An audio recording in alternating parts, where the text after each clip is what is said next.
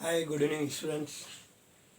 आज मैं आप लोगों को TY BCom, plain BCom and third year BAF accounting and finance, इसका जो सबसे हार्ड लेसन लगता है ईच एंड एवरी स्टूडेंट्स को, जो सबसे ज़्यादा हार्ड लगता है, वो लेसन आज मैं आप लोगों को शुरू करने जा रहा हूँ। उस लेसन का नाम है amalgamation of companies. Amalgamation of companies में जितनी भी जर्नल एंट्रीज पास करनी होती है, लेजर अकाउंट बनाना पड़ता है या बैलेंस शीट बनानी पड़ती है, वो पता नहीं क्यों बच्चों को बहुत हार्ड लगता है। लेकिन अभी मैं कोशिश करता हूँ कि आप लोगों को ये अच्छी तरह से समझ जाए और आप लोग सेल्फ अपने ऊपर डिपेंड होके अमालगमेशन का पूरा क्वेश्चन अच्छे से अटेम्प्ट कर सकें। देखो, ये अमालगमेशन जो लेसन है, अमालगमेशन में तुम्हें अमालगमेशन का मतलब क्या होता है? जब दो या दो से ज़्यादा दो कंपनीज, सपोज ए लिमिटेड एक कंपनी है और बी लिमिटेड एक कंपनी है, और दोनों भी ज्वाइंट होके एक साथ में एक न्यू कंपनी फॉर्म करती हैं। सपोज ए लिमिटेड सिमिलर चीज़ का बिजनेस कर रही है और बी लिमिटेड एक कंपनी है, वो भी सिमिलर चीज़ का बिजनेस कर रही है, बट दोनों अभी एक दूसरे से डन हो गया कि हम दोनों अपनी अपनी कंपनियों को ज्वाइंट होके एक न्यू कंपनी फॉर्म कर देते हैं। उसका नाम रखते हैं सी लिमिटेड। ओके, तो दोनों कंपनी ज्वाइंट हो जाती है और सी लिमिटेड बोल के न्यू कंपनी खड़ी हो जाती है, तो इसको बोलते हैं amalgamation. Amalgamation, absorption and external reconstruction, ऐसे तीन अलग अलग मेथड से ज्वाइंट होती हैं कंपनियां। अभी अमालगमेशन में क्या होता है कि दो अलग अलग कंपनी, देखो यहाँ पे डेफिनेशन क्या लिखा हुआ है, in amalgamation two existing companies combined their business to form a new company. देखो, amalgamation, absorption and external reconstruction, ये एक्चुअली तीनों सिमिलर चीज़ है। ये तीनों भी सिमिलर चीज़ है। एंट्रीज जो तुम्हें बनानी पड़ती है वो ऑलमोस्ट 90% सेम होती है, समझो। बट अमालगमेशन, एब्जॉर्प्शन और एक्सटर्नल रिकंस्ट्रक्शन, ये तीनों का मीनिंग डिफरेंस होता है। देखो, अभी जैसे कि ये समझ लो आप लोग कि एक कंपनी थी ए लिमिटेड। ए लिमिटेड एक कंपनी थी, ए लिमिटेड एक कंपनी थी और बी लिमिटेड एक कंपनी थी। ओके, ये ए लिमिटेड भी और ये बी लिमिटेड भी दोनों भी सिमिलर चीज का बिजनेस कर रहे हैं, और इन दोनों कंपनीज ने डिसाइड किया कि हम दोनों भी ज्वाइंट होके एक न्यू कंपनी बना लेते हैं जिसका नाम है सी लिमिटेड, या XYZ कुछ भी नाम लिख सकते हो, A B limited. A B limited, इन दोनों कंपनियों ने अमालगमेशन कर लिया, दोनों ज्वाइंट हो गए और एक न्यू कंपनी फॉर्म कर दिए जिसका नाम है ए बी लिमिटेड। तो इसको कहा जाता है अमालगमेशन। ओके, अब दूसरी चीज जो आपको है वो एब्जॉर्प्शन है। एब्जॉर्प्शन में क्या होता है कि दो अलग अलग कंपनीज ज्वाइंट नहीं होती। ए लिमिटेड एक कंपनी है और बी लिमिटेड एक कंपनी है। सपोज ए लिमिटेड जो है वो बहुत अच्छे से चल रही है, खूब ग्रोथ प्रोग्रेस कर रही है, उस कंपनी का अच्छा डेवलपमेंट हो रहा है, बट बी लिमिटेड थोड़ा स्लो जा रही है। तो बी लिमिटेड को ए लिमिटेड खरीद लेगी। ए लिमिटेड अच्छे से ग्रोथ एंड एक्सपेंशन हो रहा है, उस कंपनी का ग्रोथ हो रहा है, बट बी लिमिटेड थोड़ा स्लो चल रही है। तो ए लिमिटेड क्या करेगी कि बी लिमिटेड को खरीद लेगी, परचेज कर लेगी। तो ए लिमिटेड जो है ना, उसने बी लिमिटेड को एब्जॉर्ब किया। इसको बोलते हैं एब्जॉर्प्शन। ओके, ये अमालगमेशन हुआ, ये एब्जॉर्प्शन हुआ। अब थर्ड चीज है एक्सटर्नल रिकंस्ट्रक्शन। एक्सटर्नल रिकंस्ट्रक्शन में क्या होता है कि यहाँ कोई भी कंपनी किसी कंपनी के साथ ना तो अमालगमेट होती है और ना ही एब्जॉर्प्शन होता है, बल्कि इसमें क्या होता है कि ऑलरेडी ए लिमिटेड कोई कंपनी है, ए लिमिटेड, तो वो ही लॉस मेकिंग में जा रही है, कंटिन्यू लॉस मेकिंग में जा रही है, तो वो अपने आप को एक्सटर्नल रिकंस्ट्रक्शन करती है, यानी फिर से अपने पूरे स्ट्रक्चर को चेंज करती है और सेम कंपनी ही दूसरी कंपनी के नाम से इस्टेब्लिश हो जाती है। उसको बोलते हैं एक्सटर्नल रिकंस्ट्रक्शन। तो अमालगमेशन में क्या होता है, देखो, particular number of selling company, दो कंपनी होती है सेलिंग कंपनी दो होती है। इसका मतलब आप लोगों को जरा ध्यान से समझना।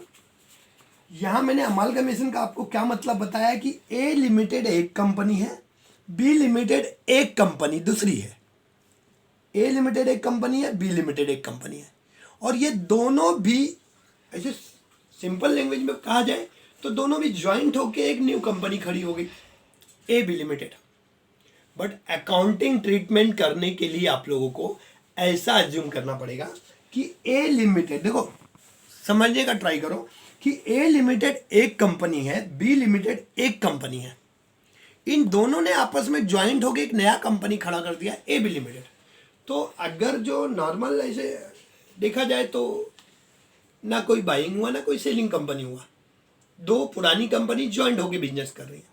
बट ऐसा नहीं है, अकाउंटिंग ट्रीटमेंट आपको ऐसे करना है कि ए लिमिटेड जो ओल्ड कंपनी थी, सपोज वो सेल हो गई और बी लिमिटेड भी सेल हो गई, और इन दोनों को ए बी लिमिटेड बोल के न्यू कंपनी खरीद ली है। ऐसा आपको ये नहीं सोचना है कि ए लिमिटेड और बी लिमिटेड दोनों ज्वाइंट होके बिजनेस कर रहे हैं तो वही दोनों लोग तो हैं, कोई नई कंपनी तो नहीं खड़ी हुई। ऐसा नहीं अकाउंटिंग ट्रीटमेंट करना है। ऐसे करोगे तो आप कुछ अकाउंटिंग ट्रीटमेंट इसका होगा ही नहीं। तो तुम्हें ऐसा मानना पड़ेगा कि ए कंपनी और बी कंपनी ज्वाइंट होके बिजनेस कर रही है। अब दोनों ज्वाइंट होके ए बी लिमिटेड बन गई, मतलब ए कंपनी बंद हो गई, बी कंपनी भी बंद हो गई, दोनों भी सेल हो गई हैं, और एक नई कंपनी है ए बी लिमिटेड, उसने इन दोनों को खरीद लिया है। तो ए लिमिटेड भी सेलिंग कंपनी है, बी लिमिटेड भी सेलिंग कंपनी है, और ए बी लिमिटेड जो नई कंपनी है वो परचेजिंग कंपनी है, वो ए और बी को परचेज कर रही है। ओके, अब एब्जॉर्प्शन में क्या हो रहा है कि ए लिमिटेड ने बी लिमिटेड को खरीद लिया, तो ए लिमिटेड ने एब्जॉर्ब कर लिया बी लिमिटेड को। ओके, और एक्सटर्नल रिकंस्ट्रक्शन में कोई बिजनेस सेल नहीं करती कंपनी, बल्कि अपना ही स्ट्रक्चर से चेंज करके रीइंस्ट्रक्शन करती है। अब यहाँ आपको देखो, यहाँ पे number of selling companies, amalgamation में दो कंपनी होती है, यानी ए एक सेलिंग कंपनी है, बी दूसरी सेलिंग कंपनी है, और दोनों अब न्यू कंपनी उनको परचेज कर रही है, तो एक न्यू कंपनी फॉर्म होती है ए बी लिमिटेड। एब्जॉर्प्शन में क्या होता है, वन कंपनी ए लिमिटेड जो है बी लिमिटेड जो है वो सेल हो रही है और ए लिमिटेड उसको परचेज कर रही है, तो कोई नई कंपनी नहीं खड़ी हो रही है, बल्कि ए लिमिटेड ही उसको खरीद ले रही है, तो कोई न्यू कंपनी नहीं खड़ी हो रही है।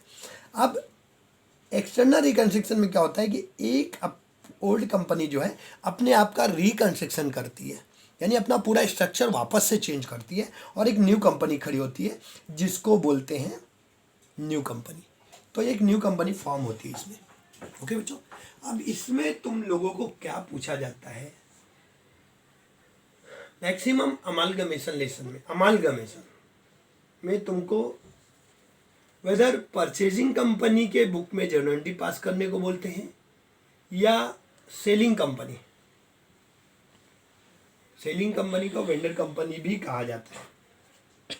देखो, परचेजिंग कंपनी जो होती है, journal entry in the books of transfer company, selling company, vendor company, old company, चारों कंपनी कह सकते हैं। और यहाँ न्यू कंपनी को purchasing company, new company, transferee company तीनों कहा जाता है। ठीक है, तो आपको ये जो अमालगमेशन लेसन है इसमें या तो आपको परचेजिंग कंपनी के बुक में जनरल एंट्री पूछेगा, या तो सेलिंग कंपनी या न्यू कंपनी के बुक में जनरल एंट्री पूछेगा, या तो परचेजिंग कंपनी बुक में लेजर अकाउंट पूछेगा, या तो न्यू कंपनी के बुक में लेजर अकाउंट पूछेगा, या तो बैलेंस शीट पूछेगा। बैलेंस शीट सिर्फ और सिर्फ न्यू कंपनी की बनाई जाती है। ओल्ड कंपनी तो सेल हो चुकी है, ओल्ड कंपनी की कोई बैलेंस शीट नहीं बनती, वो तो खत्म हो चुकी है। अब जो बैलेंस शीट बनेगी वो न्यू कंपनी की बनेगी, समझो। तो मैक्सिमम जो अमालगमेशन का लेसन है उसमें तुम्हें या तो न्यू कंपनी के बुक में जनरल एंट्री पूछेगा, या तो ओल्ड कंपनी के बुक में यानी सेलिंग कंपनी या परचेजिंग कंपनी, किसी की बुक में जर्नल या लेजर पूछ सकता है। मैक्सिमम तो अमालगमेशन पूछा जाता है। और अगर एब्जॉर्प्शन या एक्सटर्नल रिकंस्ट्रक्शन पूछते हैं तो ज़्यादा करके इनके बुक में परचेजिंग कंपनी के बुक में जनरल एंट्री पूछी जाती है। मैक्सिमम परचेजिंग कंपनी के बुक में जनरल एंट्री पूछी जाती है और सेल बैलेंस शीट पूछा जाता है। बट अगर अमालगमेशन पूछता है तो मैक्सिमम सेलिंग कंपनी के बुक में जनरल एंट्री या लेजर पूछा जाता है। ओके, अब देखो ये जो अमालगमेशन का लेसन तुम्हें सॉल्व करना है वो स्टेप बाय स्टेप देखो इस तरह से। अमालगमेशन या ऑब्जर्प्शन या एक्सटर्नल कोई भी लेसन हो तुम्हें सारी जनरल एंट्री यही इसी तरह से बनानी पड़ती है। अब देखो इसमें एक चीज होता है परचेज कंसीडरेशन।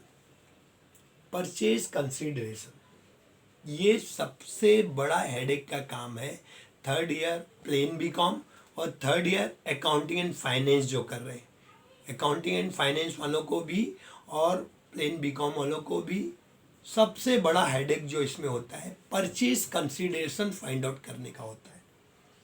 पीसी जिसको शॉर्ट में कहा जाता है, पीसी ही जितने भी स्टूडेंट्स हैं पीसी जल्दी फाइंड आउट नहीं कर पाते। पीसी फाइंड आउट करने के मेथड्स हैं वो एक एक करके मैं आप लोगों को बताऊंगा। फिलहाल मैं आप लोगों को परचेज कंसीडरेशन क्या होता है ये बताता हूँ। परचेज कंसीडरेशन यानी जैसे मैंने अभी बताया आप लोगों को कि ए लिमिटेड है एक ओल्ड कंपनी या सेलिंग कंपनी और बी लिमिटेड है एक सेलिंग कंपनी दूसरी, और दोनों को ए बी लिमिटेड परचेज कर रही है। देखो अकाउंटिंग ट्रीटमेंट तुम्हें ऐसा बोला जाएगा, अकाउंटिंग ट्रीटमेंट तुम्हें ऐसा बोलना है कि ए लिमिटेड सेल हो गई, बी लिमिटेड भी सेल हो गई, और A B limited new company जो है उसने ए लिमिटेड और बी लिमिटेड दोनों भी कंपनीज को परचेज कर लिया है। नॉर्मल वे से तुमको ये नहीं सोचना है कि ए बी लिमिटेड दोनों ज्वाइंट हो गई तो पुरानी कंपनी आपस में ज्वाइंट हो गई, ऐसा नहीं करना है। तुम लोगों को उसका बराबर ट्रीटमेंट इस तरह से करना है कि ए लिमिटेड ओल्ड कंपनी थी जो सेल हो गई, बी लिमिटेड भी एक ओल्ड कंपनी थी जो सेल हो गई, और ए बी लिमिटेड एक न्यू कंपनी है जिसने ए लिमिटेड और बी लिमिटेड दोनों को भी परचेज कर लिया। ओके, तो अब ए बी लिमिटेड जो है ना वो ए लिमिटेड कंपनीज के जो शेयर होल्डर्स हैं, ए लिमिटेड कंपनी के जो शेयर होल्डर्स हैं उनको पेमेंट देगी, और बी लिमिटेड को परचेज कर रही है तो बी लिमिटेड के कंपनी के शेयर होल्डर्स को भी पेमेंट देगी। तो जो उनको ए लिमिटेड को और बी लिमिटेड को परचेज कर रही है उसके बदले में जो प्राइस देगी उस प्राइस को, परचेज प्राइस को कहा जाता है परचेज कंसीडरेशन। परचेज कंसीडरेशन यानी वो वैल्यू जिस वैल्यू पे न्यू कंपनी ओल्ड कंपनीज को परचेज कर रही है। यानी ए लिमिटेड को और बी लिमिटेड को परचेज कर रही है, उस प्राइस को परचेज कंसीडरेशन बोलते हैं। शॉर्ट में उसको पीसी कहा जाता है। ओके, पीसी कैलकुलेट करने के अलग अलग मेथड्स हैं जो मैं आप लोगों को सम सॉल्व करने के समय बताऊंगा, लेकिन फिलहाल आप लोगों को ये ध्यान में रखना है कि वो प्राइस जिस प्राइस में न्यू कंपनी ओल्ड कंपनी के बिजनेस को परचेज करती है उस प्राइस को परचेज कंसीडरेशन कहा जाता है। ओके, तो ये सम सॉल्व करने के टाइम आपको सबसे पहले पीसी निकालना पड़ता है। ओके, अब इसके बाद है ना आपको यहाँ 7 स्टेप चलने पड़ते हैं। ये 7 स्टेप देखो यहाँ लिखा हुआ है, step to solve the problem in the books of old company. Maximum तो सम तुम्हें पूछे जाते हैं ओल्ड कंपनी के बुक में, मैक्सिमम सम तुम्हें ओल्ड कंपनी के बुक में पूछे जाते हैं, थर्ड ईयर प्लेन बीकॉम हो या third year accounting and finance हो, बैफ हो, अकाउंटिंग एंड फाइनेंस का हो। दोनों भी कोर्सेज में तुम्हें सबसे ज़्यादा ओल्ड कंपनी के बुक में एंट्रीज पूछी जाती है, या तो न्यू कंपनी के बुक में बैलेंस शीट बनाने को पूछा जाता है। तो देखो ये 7 step to solve the problem in the books of old company. सबसे पहला स्टेप है ट्रांसफर स्टेज। ट्रांसफर स्टेज जो होता है उसमें देखो तुम्हें क्या करना है, इस तरह से तुम्हें देखो ये अमालगमेशन का कंप्रहेंसिव सम है। कंप्रहेंसिव सम यानी ऐसा सम जिसमें तुम्हें ऑलमोस्ट सारी चीज़ें रिपीट हो जाती हैं, सारे एडजस्टमेंट रिपीट हो जाते हैं, एवरीथिंग रिपीट हो जाता है, ऐसे सम को कंप्रहेंसिव सम कहा जाता है। अब इसमें देखो ये अमालगमेशन का क्वेश्चन है, ये कंप्रहेंसिव। ओके, अब इसमें ना तुम्हें यहाँ पे देखो दिया है A limited and B limited carrying on the business similar business decided to amalgamate for the purpose of new company. देखो मैंने जो एग्जांपल दिया था ना, ए लिमिटेड एक कंपनी है और बी लिमिटेड एक कंपनी है, दोनों ज्वाइंट हो गए ए बी लिमिटेड कंपनी बन गई है। दोनों ज्वाइंट हो गए, अब ए बी लिमिटेड बोल के न्यू कंपनी बन गई है। देखो ये जो बैलेंस शीट दी हुई है आपको, ये ए लिमिटेड की दी हुई है पुरानी, और ये जो बैलेंस शीट आपको दी हुई है ये बी लिमिटेड की पुरानी बैलेंस शीट दी हुई है। ओके, अब ये ए लिमिटेड और ये बी लिमिटेड दोनों भी अमालगमेट हो रहे हैं, यानी दोनों भी ज्वाइंट हो रहे हैं, और ज्वाइंट होके एक न्यू कंपनी फॉर्म हो रही है जिसका नाम है A B limited. A limited एक सेलिंग कंपनी, बी लिमिटेड एक सेलिंग कंपनी, और ये दोनों फॉर्म होके एक न्यू कंपनी इनको परचेज कर रही है, ऐसा माना जाएगा। न्यू कंपनी फॉर्म हो रही है तो ऐसा माना जाएगा कि ये न्यू कंपनी परचेज करी इन लोगों को, तो वो न्यू कंपनी का नाम है ए बी लिमिटेड। अब ए बी लिमिटेड में तुम्हें सबसे पहले ना तुम्हें ए लिमिटेड के बुक में अगर जर्नल एंट्री बनानी है या बी लिमिटेड के बुक में जर्नल एंट्री बनानी है, सबसे पहले ना ए लिमिटेड का बुक हम शुरू करते हैं। सबसे पहला स्टेज इसमें होता है transfer of balance sheet item in the book at book value. तुम्हें बुक वैल्यू पे अलग अलग सारी बैलेंस शीट की जितनी भी लाइबिलिटीज हैं ए लिमिटेड के बैलेंस शीट की जितनी भी लाइबिलिटीज हैं और जितने भी असेट्स हैं, ये सारे तुमको ट्रांसफर करने हैं। ओके, अब देखो बच्चों, इसमें सबसे पहले ये बात याद रखना कि हमें अकाउंट क्या क्या बनाना है। First of all realisation account. Okay, ये सबसे पहले सबसे ऊपर आएगा। सेकेंड नंबर पे equity share holders account. Third number पे प्रेफरेंस शेयर अगर है तो प्रेफरेंस शेयर होल्डर्स अकाउंट। और बाकी कभी कभी सब में equity share in A B limited, preference share in A B limited वगैरह वगैरह भी अकाउंट रहते हैं, बट रेयरली रहते हैं। लेकिन मेनली ये 3 अकाउंट हैं जो तुम्हें ईच एंड एवरी सम में मिलेंगे। सबसे पहले realisation account, second number equity share holders account, third number A B limited यानी न्यू कंपनी अकाउंट। देखो बच्चों ध्यान रखना कि 3 अकाउंट हमें एकदम मस्ट हैं जो ईच एंड एवरी टाइप के सम में हमें बनाने ही होते हैं। बाकी एक दो जो अकाउंट होता है और रेयरली कभी कभी आता है, मैं सम सॉल्व कराने के टाइम पे आप लोगों को उसका मैं बताते जाऊंगा, बट अभी फ़िलहाल इतना 3 अकाउंट एकदम मस्ट है जो हर सम में होता है। First realization account, second equity share holders account, third A B limited यानी न्यू कंपनी अकाउंट। ओके, अब देखो सबसे पहले ट्रांसफर स्टेज में क्या होता है, ऑल असेट, जितने भी असेट होते हैं इसमें सारे असेट को हमें बुक वैल्यू पे ट्रांसफ़र करना है रियलाइजेशन अकाउंट के डेबिट साइड में, यानी ये रियलाइजेशन अकाउंट का डेबिट है ये। ओके, तो ये सारे असेट को हमको बुक वैल्यू पे, यानी goodwill 5000, land and building 17,000, plant and machinery 24,000, stock 10,000, data 12,000, furniture 5,000, cassette bank 8,000, total 81,000। तो हमें एक एक असेट का नाम लिखने की ज़रूरत नहीं है। रियलाइजेशन अकाउंट के डेबिट साइड में सबसे पहले सारे असेट को ट्रांसफ़र कर लेना है। ओके, तो रियलाइजेशन अकाउंट के डेबिट साइड में लिख देना है टू सन्ड्री असेट करके ट्रांसफर 81,000 का सारा असेट था ए लिमिटेड का, वो हमने पहले लिख दिया। ओके, सेकेंड नंबर हमें आना है लाइबिलिटी साइड में ए लिमिटेड के। सबसे पहले इक्विटी शेयर कैपिटल, देखो यहाँ पे शेयर कैपिटल दिया है, शेयर ऑफ ₹50 कितने का है? 50,000 का। देखो असेट है, असेट का हमेशा सबको पता है कि डेबिट बैलेंस होता है, इसलिए असेट साइड जब भी ट्रांसफ़र होगा तो इन तीनों अकाउंट के में से किसी के भी डेबिट में आएगा, और लाइबिलिटीज जब ट्रांसफ़र होगी तो किसी में भी बट क्रेडिट में आएगी। अब शेयर कैपिटल किसका होता है? इक्विटी शेयर होल्डर्स का होता है, इसलिए वो इक्विटी शेयर होल्डर्स के अकाउंट में जाएगा क्रेडिट साइड में।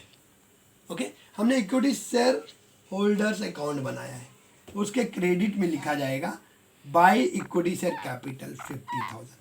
देखो 50,000 है ना, 50,000 का ये सेकंड ट्रांसफर किया जाएगा।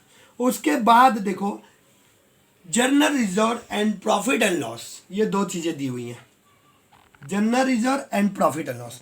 जनरल रिजर्व वो पैसा होता है जो शेयर होल्डर्स डिस्ट्रीब्यूट करके डिविडेंड ना लेके बल्कि कंपनी में ही रखे हैं फ्यूचर के ग्रोथ एंड एक्सपेंशन के लिए। चाहे तो सारी की सारी प्रॉफिट वो डिस्ट्रीब्यूट कर सकते हैं, बट प्रॉफिट का कुछ शेयर वो लोग रिजर्व रखते हैं फ्यूचर में ग्रोथ एंड एक्सपेंशन के लिए। उस पैसे को कहा जाता है जनरल रिजर्व। तो जनरल रिजर्व का पैसा भी शेयर होल्डर्स का होता है, इक्विटी शेयर होल्डर्स का, और प्रॉफिट एंड लॉस का अमाउंट भी इक्विटी शेयर होल्डर्स का होता है। तो सेकेंड हम इसको ट्रांसफर करेंगे, इक्विटी शेयर होल्डर्स का ही होता है, इसलिए इक्विटी शेयर होल्डर्स के ही क्रेडिट साइड में हम लिखेंगे bye general reserve by profit and loss account 20,000 और 3,000, 20,000 और 3,000। ओके, इसके बाद जो बची हुई लाइबिलिटी है उन लाइबिलिटी को आउटसाइड लाइबिलिटी कहा जाता है। आउटसाइड लाइबिलिटी यानी बाहर वालों के पैसे हैं हमारे जो हमें फ्यूचर में देने हैं। फॉर एग्जांपल क्रेडिटर्स है जो हमें क्रेडिट पे गुड्स सप्लाई कर रहा है, बिल पेबल है जिसको हमें पेमेंट करना है, बैंक ओवरड्राफ्ट है जो कि हमने बैंक से क्रेडिट लिया है शॉर्ट टर्म के लिए। तो ये सब जो पैसे होते हैं आउटसाइड लाइबिलिटी होती है। तो जैसे हमारे सारे असेट रियलाइजेशन के डेबिट में ट्रांसफर होते हैं, वैसे ही आउटसाइड लाइबिलिटी हमारी रियलाइजेशन अकाउंट के क्रेडिट में ट्रांसफर होती है। जैसे देखो यहाँ पे सन्ड्री क्रेडिटर है हमारा 4,000 और बिल पेएबल है 4,000, तो हम इसको by creditor transfer 4,000 by bill payable transfer 4,000 ये ट्रांसफर कर दिया। इन केस अगर प्रेफरेंस शेयर भी है तो प्रेफरेंस शेयर को ट्रांसफर किया जाएगा, और कुछ एक दो अकाउंट रेयरली कभी आते हैं, वो भी मैं धीरे धीरे आप लोगों को बताऊंगा। बट अभी फ़िलहाल आप आज के लिए ट्रांसफ़र स्टेज अच्छे से अपने दिमाग में बैठा के रखो, ताकि आप लोग स्टेप बाय स्टेप है ना पूरी तरह से 10 से 12 लेक्चर्स में पूरी तरह से अमालगमेशन को सॉल्व कर पाओ अच्छी तरह से, क्योंकि ये सबसे हार्ड लेसन बीकॉम प्लेन और अकाउंटिंग एंड फाइनेंस बैफ सबके लिए सबसे हार्ड लेसन है। इसलिए स्टेप बाय स्टेप 10 से 12 लेक्चर्स में आप लोग पूरी तरह से अमालगमेशन समझ जाओगे और अपने से सॉल्व करके मैक्सिमम मार्क्स आप लोग ले सकते हो। Okay, all the best.